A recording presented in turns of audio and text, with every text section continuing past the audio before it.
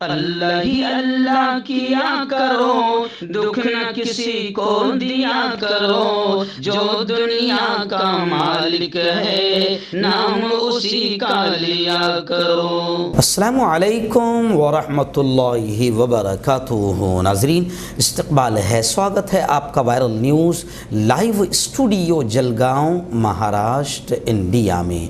मैं आपका मेज़बान मुफ्ती मोहम्मद हारून नदवी।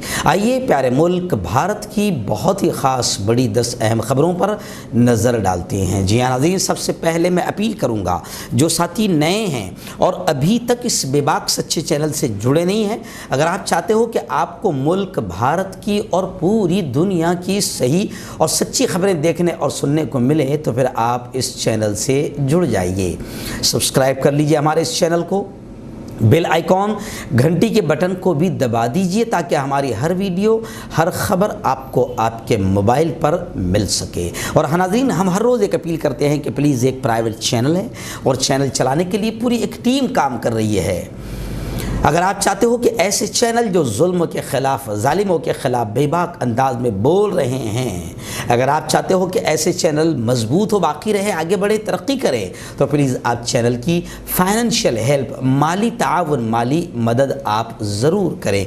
स्क्रीन पर आप नज़र डालें, हमारे चैनल का बैंक अकाउंट नंबर भी दिया जाता है। और अगर आप ऑनलाइन पैसा भेजकर मदद करना चाहते हैं तो गूगल पे, फ़ोन पे और पेटीएम तीनों का नंबर एक ही है, 9923223361। अल्लाह ने जो भी आपको ताकत दी है, हर दिन या हफ्ते में या महीने में एक बार 200, 500, 1000 जो भी आप चैनल की मदद कर सकते हैं, पाबंदी से हर महीने करें और चैनल को मजबूत करें।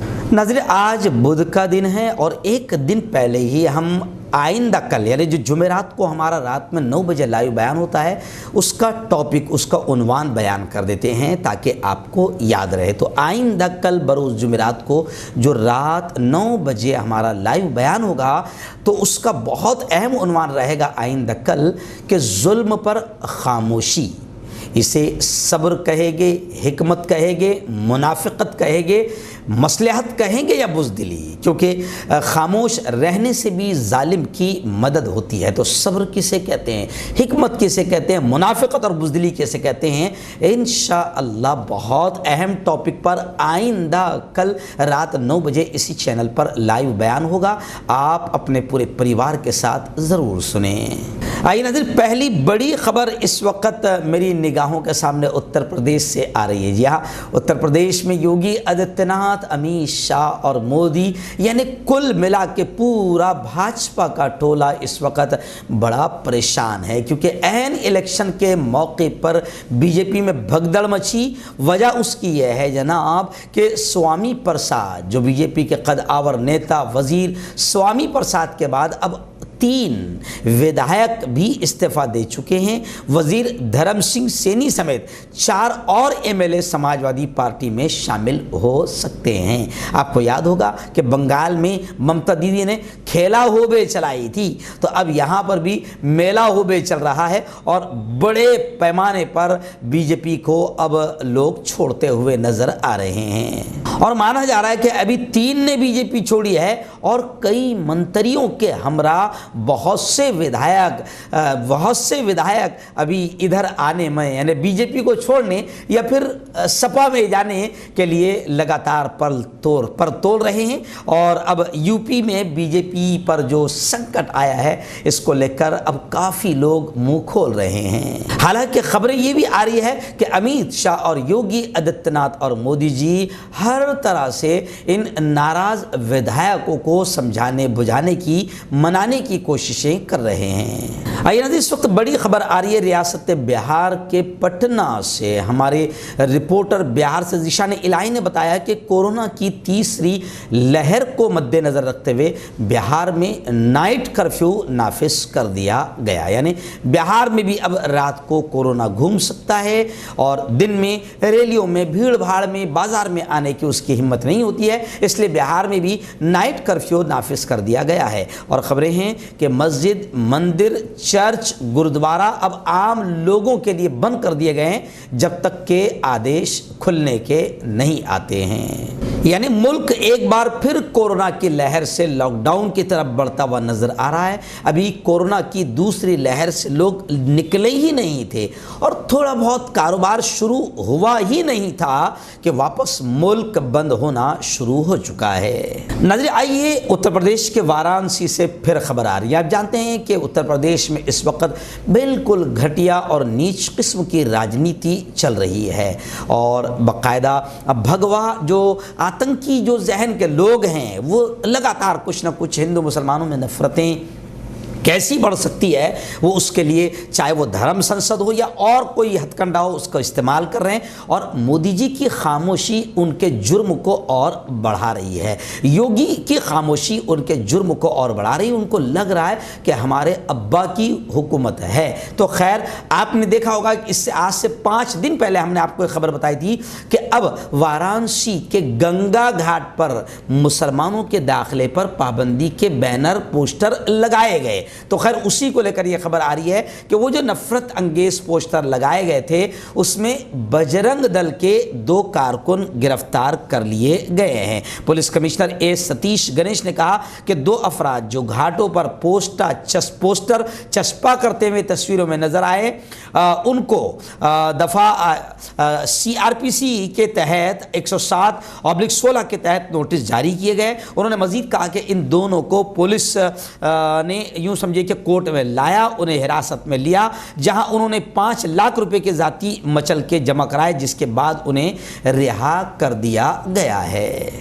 नाज़रीन, यूपी इलेक्शन को लेकर इस वक्त बड़ी खबर ये भी आ रही है। एनसीपी राष्ट्रवादी कांग्रेस पार्टी के सुप्रीमो माननीय शरद जी पवार का बड़ा बयान आया है कि यूपी में एनसीपी हमारी पार्टी सपा से समाजवादी से मिलकर चुनाव लड़ेगी।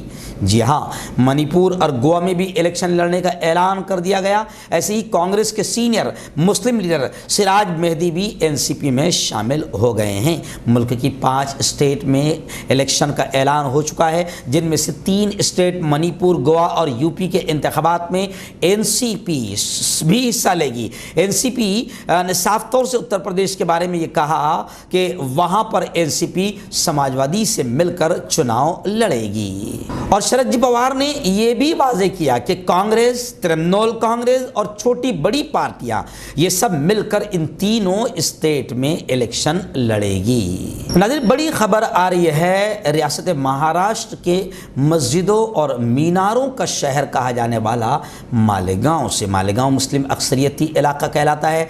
आप जानते हैं मालेगांव में 2008 में जो बम धमाका मामला हुआ था, जिसके अहम मुलजिमों में साध्वी प्रज्ञा सिंह ठाकुर है, जिसकी किस्मत अच्छी कि ऐसी औरत को भी बीजेपी ने पार्लियामेंट का, हमारे मुल्क की पार्लियामेंट का हिस्सा बना दिया। तो खैर उसी में कर्नल पुरोहित भी एक मुलजिम हैं। अब खबरें आ रही है पुरोहित ने मालेगांव बम धमाके की मुकदमे की समाअत के ताल्लुक से पुरोहित ने यह दरखास्त अदालत में दाखिल की है कि बंद कमरे में ये पूरा मामला किया जाए। अदालत ने जवाब तलब किया है। हिंदुस्तानी फौज के आला अफसर 2008 मालेगांव बम धमाका के कलीदी मुलजिम लेफ्टिनेंट कर्नल प्रसाद पुरोहित ने मंगल को खुसूसी अदालत के रूबरू एक दरख्वास्त दायर की और ये डिमांड किया, ये मुतालबा किया है कि जारी मुकदमे की समाअत को बंद कमरे में समाअत की जाए, जिसे अदालती इस्तिलाह में इन कैमरा ट्रायल चलाया जाए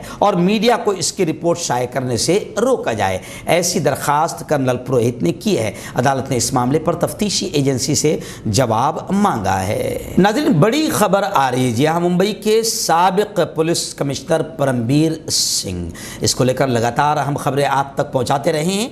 अब खबरें आ रही है कि मुंबई के साबिक पुलिस कमिश्नर परमबीर सिंह को सुप्रीम कोर्ट से बड़ी राहत मिली है। मुंबई के साबिक पुलिस कमिश्नर की गिरफ्तारी पर रोक की मुद्दत 3 हफ्तों तक बढ़ा दी गई है। सुप्रीम कोर्ट ने मंगल के दिन मुंबई के x police commissioner Parambir Singh पर महाराष्ट्र में दर्ज फौजदारी मुकदमात के मामले में उनकी गिरफ्तारी पर रोक मजीद 3 हफ्तों के लिए बढ़ा दी है।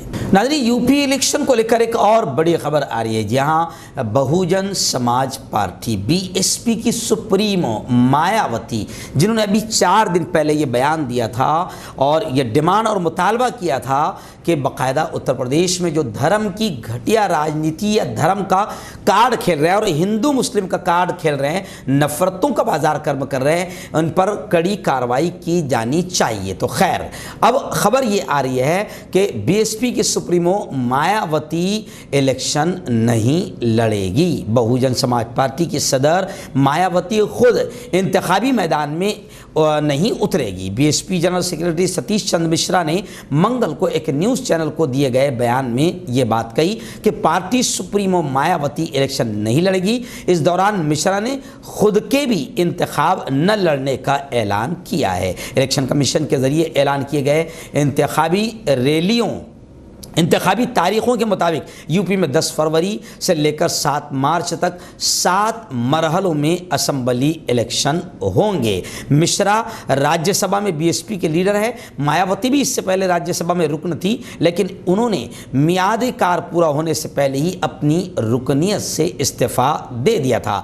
ब्राह्मण वोटरों को अपनी जानिब माइल करने की सभी पार्टियों की कोशिशों के सवाल पर मिश्रा ने कहा कि ब्राह्मण समाज को डराने के लिए एसपी सदर अखिलेश यादव ने यूँ समझिए कि ठेका लिया, लेकिन ब्राह्मण समाज इतना मासूम नहीं है कि एसपी और बीजेपी हुकूमत के मियाद कार में हुए मजालिम को भूल सकता है। खैर, उत्तर प्रदेश के इलेक्शन को लेकर काफ़ी माहौल गर्म हो चुका है। नाज़रीन, आइए बड़ी खबर आ रही है दिल्ली से कोरोना की अपडेट को लेकर। जी हाँ, जहाँ तक बात करें तो दिल्ली में ख़तरे की घंटी बज चुकी है और कोरोना बेकाबू हो चुका है और बड़ी तेज़ी के साथ बड़ी तादाद में वहाँ कोरोना के पेशेंट सामने आ रहे हैं।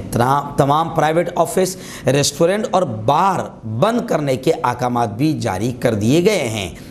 दिल्ली हेल्थ डिपार्टमेंट महकमा सेहत के हवलनाक आंकड़े आदाद शुमार सामने आए हैं और ख़ास बात यह कि कोविड के दोनों टीके लगवाने वालों की भी जान जा रही है। नाज़रीन, बड़ी अफसोसनाक खबर इस वक्त आ रही है और आप समझते हैं कि अफसोसनाक खबर कहाँ से आती है, तो उत्तर प्रदेश से आ रही है। उत्तर प्रदेश के मेरठ की बड़ी खबर आ रही है। आप जानते हैं कि कोरोना लॉकडाउन से पहले बाकायदा 1 साल तक मुसलमान एक काले और जालिम और कातिल कानून, दुश्मन कानून CAA के ख़िलाफ़ 1 साल तक रोड पर मुसलमान भी किसानों की तरह आंदोलन करते हुए पूरे मुल्क में रोड पर आ गए थे। CAA के खिलाफ ज़ोरदार अंदाज में मुसलमानों ने आंदोलन किया था। तो अभी खबर आ रही है कि मेरठ में CAA मुखालिफ जो आंदोलन थे उसमें 6 आंदोलनकारियों की 6 मुजाहिरीन की मौत हो गई थी। बड़ी अफसोसनाक बात यह है कि मौत होने को 2 साल हो गए हैं। 2 साल बाद भी वहाँ पर FIR दर्ज नहीं हुई। 20 दिसंबर 2019 को मेरठ में CAA और NRC इन काले कानूनों के खिलाफ मुजाहरे के दौरान तशद्दुद फूट पड़ा था, जिसमें 6 लोग मारे गए थे। मरने वाले तमाम अफराद का ताल्लुक अक़लियती बिरादरी से था, यानी मुसलमानों से था।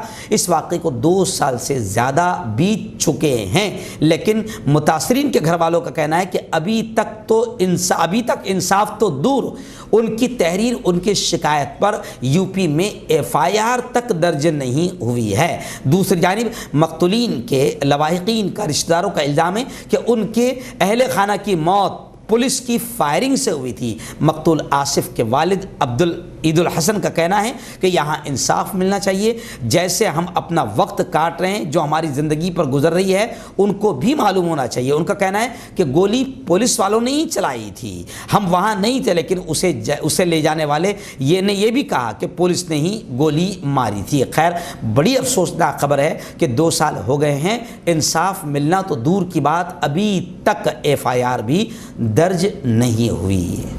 नाज़रीन, आखिरी 2 बड़ी खबरें महाराष्ट्र से आ रही है। एक खबर आ रही है महाराष्ट्र के पूना से, बड़ी अजीब खबर, यानी जहालत अभी भी किस हद तक बाकी है।